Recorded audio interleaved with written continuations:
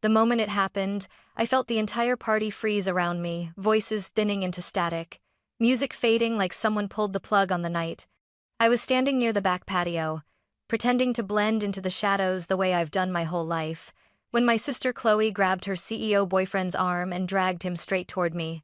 Her smile was sweet enough to rot. "This," she announced loudly, lifting her glass so everyone could hear, "is my sister Hannah, the failure of our family." Laughter rolled through the crowd, my parents first, like it was an inside joke they'd been rehearsing for years. Heat flooded my face, but I didn't dare move. I'd learned long ago that humiliation was a family tradition. Chloe's boyfriend, Ethan, watched silently at first, studying them, studying me, then his mouth curved, just slightly. "Interesting," he said softly. "Because Chloe, you're fired. And we're done." Growing up in my family felt like living behind a curtain everyone else forgot to open. I was there, breathing, moving, existing but never truly seen. Whenever I think back, my memories don't feel like scenes from a childhood. They feel like old surveillance footage, grainy, distant, detached from the warmth other people attached to the word home. Chloe, on the other hand, was the sun our household revolved around. If Chloe wanted something, the world bent for her. Ballet classes, summer camps, overpriced costumes, weekend getaways. My parents moved mountains to make sure she never felt a moment of inconvenience. Meanwhile, I learned very early that wanting things was dangerous. It made Mom sigh dramatically and Dad say, "Hannah, be realistic. You're not Chloe." I remember a specific afternoon when we were 12. Chloe forgot her science project at home, the one Mom basically made for her. The school called. Dad didn't yell at Chloe. He didn't ask why she forgot. He turned to me instead, his voice sharp enough to cut. "Why didn't you remind your sister?" As if my entire existence revolved around keeping her life from falling apart. Chloe didn't even look guilty. She just shrugged and said, "You know I'm busy. Hannah should help more." That became the theme of my life. Chloe performs. Chloe shines. And I pick up whatever she drops. Birthdays? Hers were events with themes, balloons, photographers, and choreographed performances. Mine were dinner, sometimes a store-bought cake if her schedule wasn't too full. Praise? She inhaled all of it before it even reached me, and whenever I tried to step forward, speak up, ask for something, Mom would place a hand on my shoulder with that soft, poisonous tone she used only with me. "Hannah, sweetheart, don't make things harder. Let Chloe lead. You're better when you stay quiet. Quiet, invisible, convenient." So I learned how to exist without taking up space, moving softly through rooms, dodging Chloe's spotlight, swallowing disappointments before they even reached my tongue. I wasn't the problem child. I was the forgotten one. But the thing about growing up in the shadows is this. You start learning to see things other people ignore. You start noticing cracks in the perfect daughter performance. You start hearing the rehearsed nature of your parents' praise, the desperation behind their obsession with projecting the perfect family image. You start understanding that their golden child isn't golden, she's just loud enough to drown you out. Still, no matter how invisible I felt, nothing prepared me for the day Chloe would stand in the center of a party and humiliate me like it was sport. Nothing prepared me for the way my family would laugh. And nothing prepared me for Ethan's reaction, the first real crack in their perfect little theater. But maybe that was the beginning. The day the curtain finally tore open. Coming back to my hometown after 2 years felt like stepping into a photograph I didn't remember posing for. Nothing had changed. Not the perfectly trimmed hedges in front of my parents' house. Not the overly polished front door. Not even the stale, show-home scent my mother insisted on maintaining as if strangers might walk in any minute to inspect her life. I wasn't returning out of longing. I came because Mom texted me 3 days earlier. "Hannah, don't embarrass Chloe at the party. Dress nicely. Ethan will be there." "No, how have you been?" "No, we miss you." Just a warning thinly disguised as advice. I should have ignored it. I should have stayed in my tiny apartment and eaten leftover Chinese takeout and watched reruns until the night passed quietly. But I went. Part of me still hoping for what, I don't know. Maybe a softer tone. Maybe a different ending. Maybe just acknowledgement that I existed. The moment I stepped through the gate into the backyard, I knew I'd made a mistake. Warm lights wrapped around the trees like vines. Jazz music drifted through the speakers. Expensive wine sloshed in glass after glass. Every table was covered with white cloth and decorated with gold-rimmed centerpieces because when Chloe hosted a party, subtlety died first. I stood at the entrance for a moment, taking everything in. No one noticed me. No one paused their conversation. No one said, "Hannah, you're home." I was a ghost slipping into someone else's celebration. Then I heard Mom's voice. "Hannah, there you are," she said, walking toward me with a critical sweep of her eyes. "Couldn't you have worn something less plain?" I swallowed. "It's a normal dress, Mom. It's fine," she sighed dramatically. "Just try not to draw attention." I almost laughed. As if that was ever a risk. Dad walked over next, patting Chloe's shoulder as she arrived beside him, glowing with the confidence of someone who'd never once been denied anything in her life. "Hannah," Dad said, barely glancing at me. "Don't ruin Chloe's night. Ethan's team might come by. Big opportunity for her." Chloe smirked, tucking a curl behind her ear. "It's fine, Dad. She won't be in the way. She never is."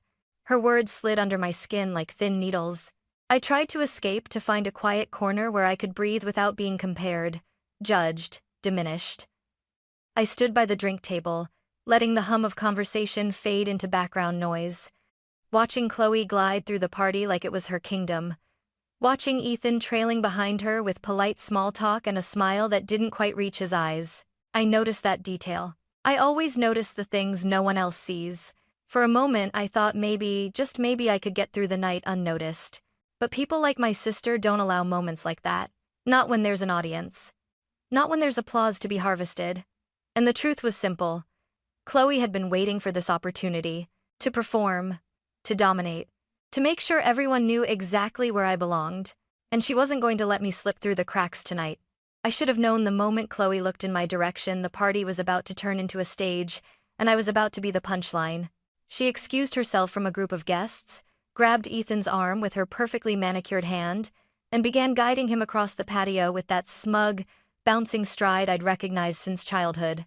I felt her eyes lock on me like a predator spotting prey. "Don't," I whispered under my breath. But of course, Chloe didn't believe in mercy. "Hannah!" she called out, loud enough for conversations around us to pause. "Come here a sec." My stomach tightened. Ethan followed her, looking confused but not enough to stop her. People subtly shifted their positions, angling their bodies toward us, sensing entertainment. Chloe loved an audience. She planted herself in front of me, tilting her head with a smile that could slice a person clean open. "Everyone," she announced, raising her glass. "This is my sister, Hannah."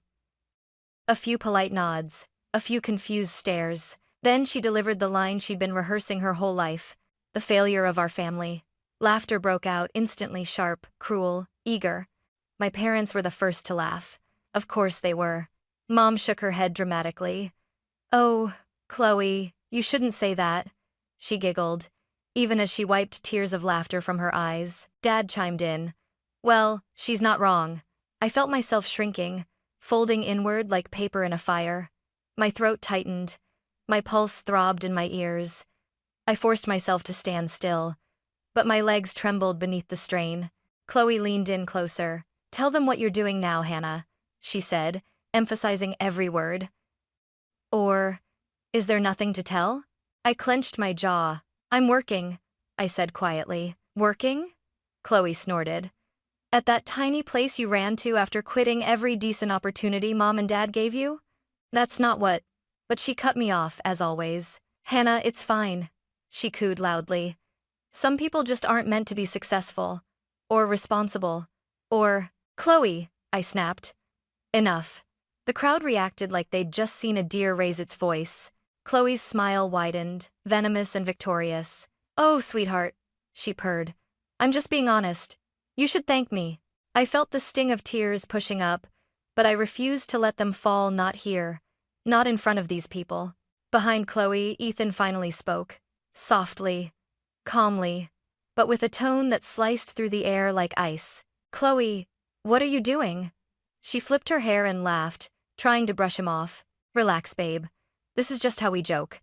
Hannah knows her place." My heart cracked at that phrase. Her place. The spot they'd built for me. The box they'd shoved me into my entire life. "I'm serious," Ethan repeated. firmer this time. This seems cruel. Chloe's smile faltered for half a second. Then she recovered, tightening her grip around his arm. Oh my God, Ethan, don't be dramatic. She's literally fine. Ethan's gaze drifted to my face, really drifted, like he was noticing something for the first time. The trembling hands, the held breath, the pain I was too practiced at hiding. Conversation around us died completely. The backyard fell silent, waiting. Chloe lifted her chin, preparing another line, something sharper, something fatal. But she never got the chance. Ethan inhaled slowly, then exhaled like a decision had just settled on his shoulders. And for the first time that night, maybe in my entire life, someone looked at my family and didn't join the laughter. He saw me, and that changed everything. Ethan didn't raise his voice. He didn't look angry. That somehow made everything worse. He simply stood there, hands in his pockets, studying Chloe the same way a surgeon examines a tumor before deciding where to cut. Chloe, he said again, this time quieter, steadier. Why did you talk to her like that? Chloe scoffed and tossed her hair back. Ethan, seriously? This isn't a big deal. Hannah knows we joke like this. Don't you, Hannah? I didn't answer. I couldn't. My throat felt locked. Mom stepped forward, placing a manicured hand on Chloe's arm. Ethan, dear, it's all in good fun. Hannah's always been a little sensitive. A little sensitive. Their favorite way to invalidate every pain they ever caused. Dad chimed in, arms crossed proudly. Yes, no need to overreact. Chloe's been under a lot of pressure at work, her promotion, her big project, her leadership responsibilities. Ethan cut him off, not loudly, just firmly enough to slice through Dad's monologue. Her what? Dad blinked. Her project. The big account you assigned to her. He gestured toward Chloe like presenting a prize. She told us she saved the whole campaign. Ethan turned his head slowly, eyes pinning Chloe with a look that made her freeze. Oh? He said softly. She did? Chloe laughed, high-pitched, brittle, desperate. Babe, why are you looking at me like that? You know I delivered. I told you how I— You told me, Ethan interrupted. A lot of things. The crowd began shifting.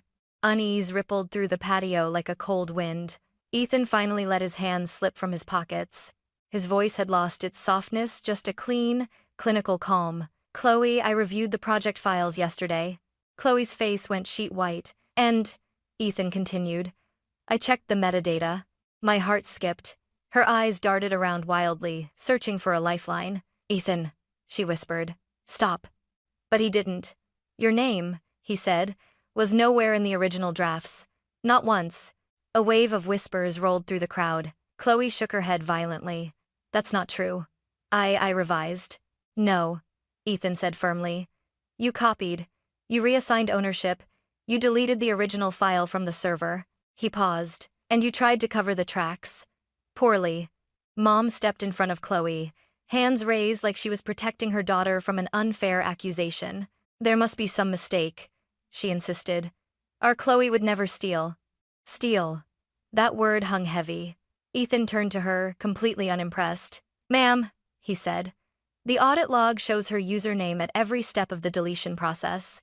Download, delete, replace, re-upload. It's all time-stamped. Dad stared at Chloe, expression beginning to fracture. Chloe, tell him he's wrong. Chloe swallowed hard, trembling. Ethan, please.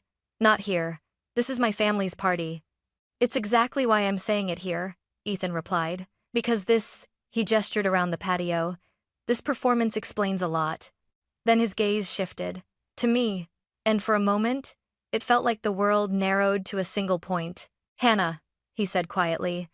You didn't deserve what just happened. I froze. People actually turned to look at me, a miracle in itself, Ethan continued, voice steady. And now that I've seen how they treat you, I understand how Chloe treats everyone else. A silent, electric crack split the air. Chloe lunged forward, grabbing Ethan's arm. Stop it, Ethan. Please, this isn't fair. But Ethan pulled his arm away with a finality that looked almost rehearsed. Fair? He repeated. That's the one word you shouldn't be using right now. He faced the crowd again, this time with decision written across every line of his posture. And I knew. The night wasn't even close to being done with us. The tension didn't ease. It thickened heavy, choking like the air before a thunderstorm. Chloe tried to grab Ethan's arm again, her voice shrill and cracking. "Ethan, please stop talking. This isn't the time. It's the perfect time," he replied, stepping out of her reach. Then he turned toward the backyard gate and said, as calmly as if announcing dessert, "Elijah, bring it." The gate creaked open, and in walked Elijah Price, the company's CTO, laptop tucked under his arm, expression unreadably serious. People murmured. Even Dad straightened up when he saw the second powerful man arrive. Mom blinked. "And who is this exactly?" Elijah didn't bother responding to her. He walked straight to Ethan and opened the laptop. I felt my stomach twist. Whatever was about to happen, it wouldn't be small. Ethan took the laptop, angled the screen toward Chloe, and said quietly, "Recognize this interface?" Chloe went pale. Her lips trembled. "Ethan, why did you bring him here?" "To show your family the truth," he answered simply, "since you value their opinions so highly." He tapped the trackpad. The screen lit up with the company's internal drive. Multiple icons, folders, versions, time stamps. Then one file name stood out. Brand Rework Final V3. Chloe's project. The one she bragged about to literally everyone. Ethan clicked it open. Then he scrolled to the metadata panel. Her name was nowhere. Instead, created by Ava Monroe. Edited by Ava Monroe. Initial concept, Ava Monroe. Chloe stuttered. This is wrong. This is obviously wrong. Someone changed." Elijah lifted a brow. "No one changed anything. Metadata is locked on creation. And Ava came to me 2 weeks ago crying because she knew you'd stolen her work." Chloe's breath left her in a broken gasp. Dad took a step forward. "Chloe, tell me they're lying." I didn't, Dad. It's just a mix-up, I swear." Elijah clicked again. A pop-up opened. System Audit Log Version History. And there it was. Plain as day. User. C. Hartley. Actions. Download 142A. Delete original. 143A. Upload modified copy. 144A. Mom covered her mouth. "Oh my God." Ethan's voice remained coldly even. "You worked in our office after hours without authorization, Chloe. Every step was logged. Even the camera footage matches your login time." Chloe shook her head violently, desperation rising like a scream she couldn't let out. "I was fixing it. The original wasn't good enough. I just adjusted it. That's not stealing." Elijah closed the audit log. "That's exactly the definition of stealing." Chloe backed away. "Stop, please just stop." But Ethan wasn't done. He projected the screen onto the patio wall large enough for the entire backyard to see. The crowd gasped. Neighbors whispered. Relatives shifted uncomfortably. The evidence was undeniable. Email threads appeared next. Lines of Chloe rewriting history. "Ava is still not ready to handle major accounts. I had to salvage the direction last minute. Hannah couldn't handle pressure in the past either. I'm carrying this team. My name." Dragged through the mud as part of her narrative. She dragged me to lift herself. My chest tightened, but for the first time, the pain didn't make me smaller. It made me stand straighter. Dad grabbed Chloe's arm. "Chloe, what is all of this?" Chloe sobbed. "Dad, please Dad, don't listen. It's not like that, I didn't mean." But Ethan cut in again, voice colder than ice. "You lied. You manipulated your team. You sabotaged another employee. And you humiliated your own sister to distract from the fact that your career is built on stolen work." Then he turned to Elijah. "Elijah, show the camera footage." "No," Chloe screamed. But it was too late. A short clip played. Chloe entering the office late at night, plugging in a USB, deleting the original file, re-uploading a modified version. Silence. Complete, devastating silence. My mother sank into a chair, whispering, "Chloe, what have you done?" Chloe wiped her tears with shaking hands. "It wasn't supposed to be this way. I was supposed to, I wanted to look perfect," Ethan finished, "even if it meant destroying people." His eyes flicked briefly toward me. "Especially your own sister." Chloe collapsed into sobs. And for the first time in my life, the spotlight wasn't on her achievements, but on the truth she'd spent years running from. The golden child was crumbling, and everyone finally saw it. The moment the footage ended, silence clung to the air like smoke after an explosion. Chloe wasn't crying pretty tears anymore. She was shaking, face blotched red, mascara streaking down her cheeks like war paint melting off. Ethan closed the laptop and handed it back to Elijah. Then he turned to Chloe with a calmness so sharp it felt violent. "Chloe Hartley," he said softly, "you're fired." The words landed like a hammer. A brutal, clean, irreversible blow. Chloe's breath hitched. No, Ethan. You can't do this here. Not in front of everyone. Please, let's talk inside. It wouldn't matter where we talk, Ethan replied. The decision stands.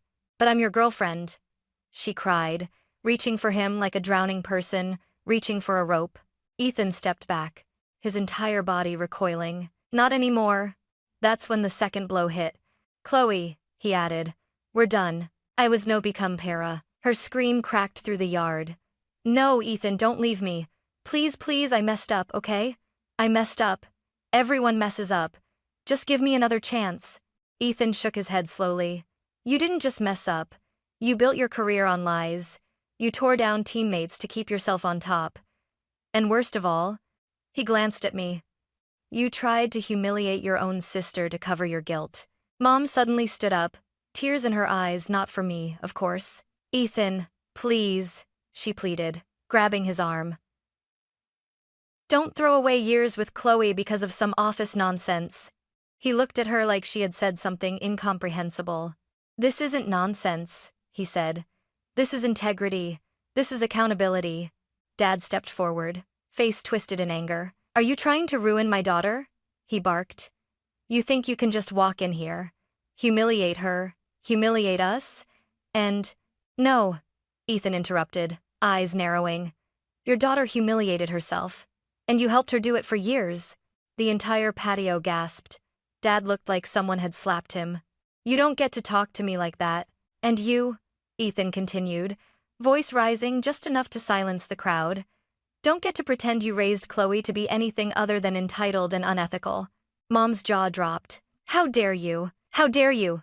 Ethan snapped. Laugh while your daughter verbally attacks her own sister? My heart stopped. No one had ever said that to them. Not once. Dad jabbed a finger at me, voice shaking with rage. This is your fault, he hissed. You turned Ethan against Chloe. You made him think we're terrible parents. I didn't say anything, I whispered, stunned. And that was the truth. I had done nothing, absolutely nothing. And somehow, that was still a crime in my family. You didn't have to, Dad said. You've always poisoned everything. You ruined this night. You ruined. Ethan cut through him like a blade. Mr. Hartley, if anyone ruined this night, it's the woman who tried to destroy her coworker's career and then mocked her own sister in front of 40 people. Dad froze. Mom opened her mouth, but nothing came out. For the first time in my life, they looked small. Not powerful. Not untouchable. Just small. Chloe screamed again, raw, angry, desperate. Why are you all attacking me? She sobbed. I worked so hard. I deserve what I have. I deserve success. You deserve consequences, Ethan said. She collapsed to her knees, shaking uncontrollably. Mom ran to her, clutching her like a broken doll. Hannah, Dad spat suddenly, turning toward me. Are you happy now? Are you satisfied? You finally got your moment, huh? Something inside me cracked. No, I said quietly. This wasn't my moment. It was hers. She created this. He sneered. Don't pretend you're innocent. You've always been jealous of her. I laughed, a short, humorless sound. Jealous? Of what? Being treated like glass while everyone else gets cut on the shards? Dad stepped closer, towering over me. You don't talk to me like. Ethan suddenly moved between us, posture protective. Back away, he warned. Dad looked shocked. Like no one had ever told him no in his entire life. Mom clutched Chloe tighter, whispering frantic reassurances. They're lying. They're jealous. You're special, sweetheart. Chloe sobbed into her mother's shoulder, gasping for breath. And I stood there, heart pounding, realizing something unbelievably painful and liberating at the same time. No matter how many truths were shown, no matter how much evidence was displayed, my family would always choose Chloe's innocence over my existence. I wasn't the failure. I was simply the scapegoat they'd built their world around. Ethan turned to me quietly. You don't have to stay here, he whispered. Not tonight. Not ever again. I looked at the chaos, my parents panicking. Chloe breaking down, relatives whispering, neighbors staring. For once, none of it belonged to me. None of it was my burden. And for the first time in my life, I stepped away. Not out of fear, but out of freedom. When I stepped out of the Hartley backyard that night, the air felt sharper, like winter itself was trying to cut away whatever pieces of me still clung to that house. My hands were trembling, not from fear, but from something I couldn't name yet. Freedom? Shock? Relief that didn't know how to breathe? Ethan followed a few steps behind me, but he didn't speak. He didn't have to. Silence, for once, felt kind. At the front of the driveway, he finally asked, "Are you okay?" I almost laughed. Okay? I had just watched my sister implode. My parents reveal their real hatred for me, and my entire childhood narrative shatter like glass dropping onto concrete. But somehow, I felt clearer than I had in years. "I will be," I said. "Not tonight, but I will be." Ethan nodded, like he understood something deeper beneath my answer. Then he opened his car door for me. "Come on," he said gently. "You're not staying here." I didn't argue, because he was right. The next morning, my phone exploded with messages. "Mom, how could you let this happen to your sister? Dad, you created drama and destroyed Chloe's reputation. Congratulations." Mom again. "You owe us an apology. And Ethan should apologize too." Not one message asked if I was okay.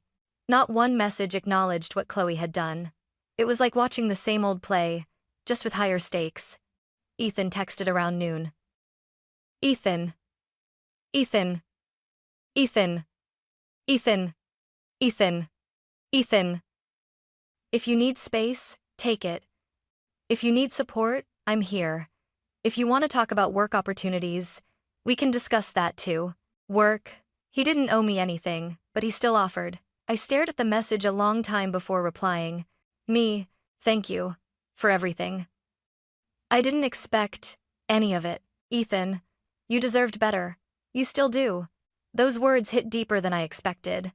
3 days later, rumors spread fast. Relatives called me whispering, "Hannah, is it true? Did Chloe really steal that project? Your parents said you exaggerated everything." I got blamed. I got painted as the villain. I got cast as the jealous sister. The same narrative they'd used on me for years. But this time, it couldn't stick the same way. There was evidence. There were witnesses. There was a CTO with a laptop full of truth. Yet still, my parents refused to look at any of it. And that was when something in me finally broke cleanly. Not shattered, not wounded, but cut free. "I'm done," I whispered into the empty space of my apartment. "I'm done trying to belong to them." At the end of the week, Ethan asked to meet for coffee, just a simple conversation, no pressure. That morning, for the first time in years, I actually cared about what I wore. Not to impress him, but because I felt different. Like maybe I was stepping into a version of myself I'd never had the chance to be. When I sat down, he didn't mention Chloe. He didn't mention the party. He didn't mention the chaos. Instead, he slid a folder toward me. "What's this?" I asked nervously. "Your future," he said, "if you want it." Inside was a proposal. A junior strategist position at his company, real title, real salary, real growth, real respect. A job based on my portfolio, not my sister's shadow. I stared at the papers until my vision blurred. "You don't have to decide today," Ethan said softly. "But Hannah, you're talented. And you deserve a place where people see that." I closed the folder, pressed it to my chest, and took a deep breath. For the first time in my life, someone wasn't asking me to be less. They were asking me to be more. I used to think healing happened in big, dramatic moments like the ones movies are built around. But I learned something in the weeks that followed the party. Sometimes healing is quiet. Sometimes it's a slow rearranging of the pieces you thought were permanently broken. And sometimes, it starts with a single choice.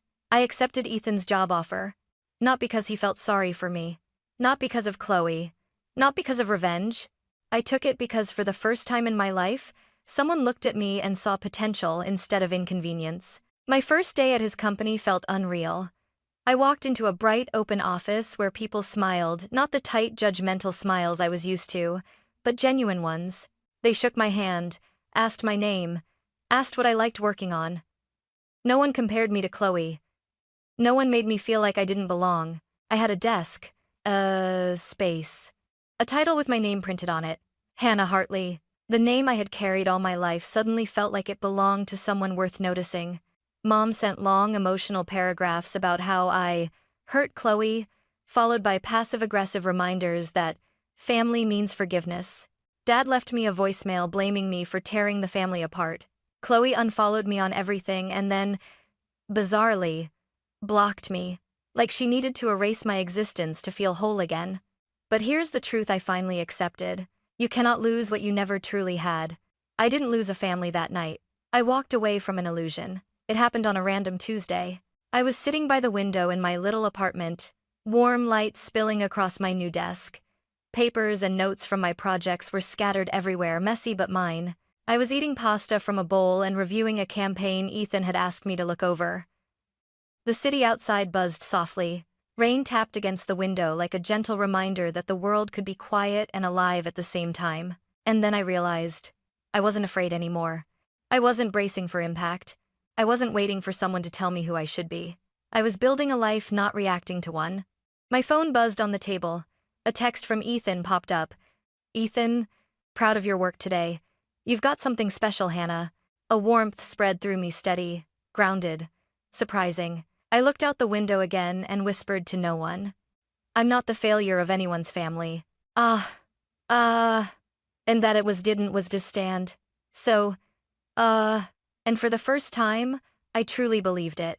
I don't know what the future looks like. Maybe Ethan and I will grow closer. Maybe we won't. Maybe my family will eventually face themselves. Maybe they never will. But I'm no longer building my life around the maybes.